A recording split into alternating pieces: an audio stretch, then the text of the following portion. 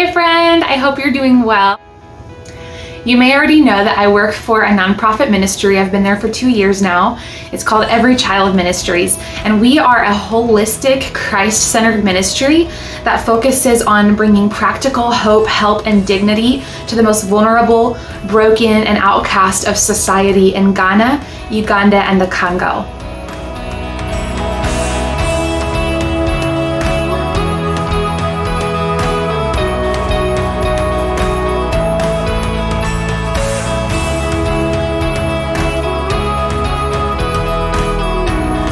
This past May, I got to travel to Uganda for the first time with ECM to meet all of our staff and our sponsored children there, and just to understand more in general how the ministry works on that side.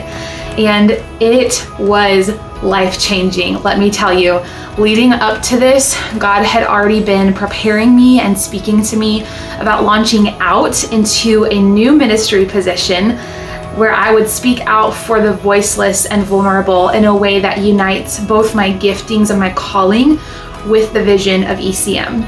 And after Uganda, it was strongly confirmed to me that yes, this is what I need to do, and now is the time to step out.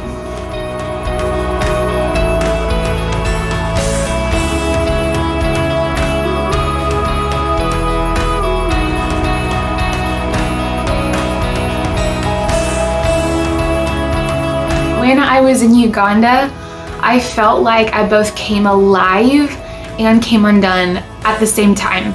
It was both exhilarating and very painful because I was feeling God's heart for these precious, beautiful children who bear His image, living in the filth, living in destitution, and I could feel it's in my DNA to do something about this.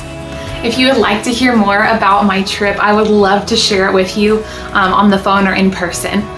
So in numerous scriptures throughout the Bible, we see God mentioning the fatherless, the orphans, the widows, those in poverty.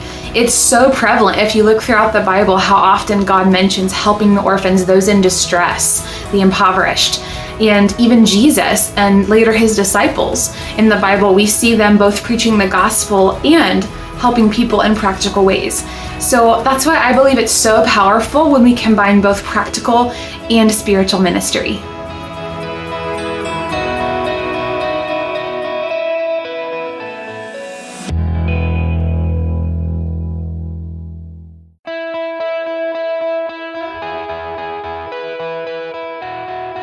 And I also really believe that God's heart is so focused on and moved by the ones who are oppressed and broken, which is all of us, right? At one point or another, that's why He came.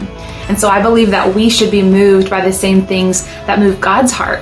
And one of my favorite scriptures that has always stuck out to me about this, it's so convicting. I think it's Matthew 25:40, where Jesus is saying, if you care for the least of these, you are demonstrating love for me. So in January of 2022, I will be fully stepping into my new role as ECM ambassador / US-based missionary.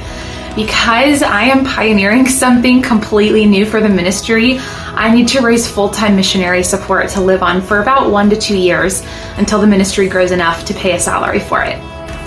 The goal is for me to be full-time traveling to churches and events, speaking about ECM, developing new partnerships, and sharing my music as a way to both minister to people and invite them to partner with us in what God is doing in Africa through ECM.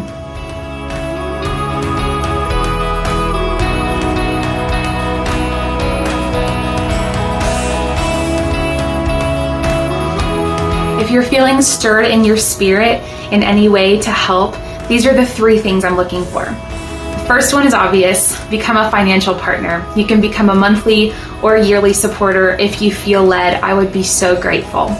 Secondly, prayer partners. I need that probably more than anything. I would love to get you on my email updates list. We can keep each other updated, swap prayer requests, pray for each other, even set up a prayer phone call if you want. I'm down for that. I would seriously be so honored to have you on my support team. Either way, I know that God's going to provide for this and for me because He's called me to this, but I would love for you to be part of it. And if you want to meet up for a coffee date or a Zoom call to talk about it more, I would love to do that also. I'll just give you a couple of days to think and pray about it, and then I will follow up with you to see what your thoughts or questions are. And yeah, thank you so much for listening, and I look so forward to connecting with you more, and I so appreciate you. Thank you.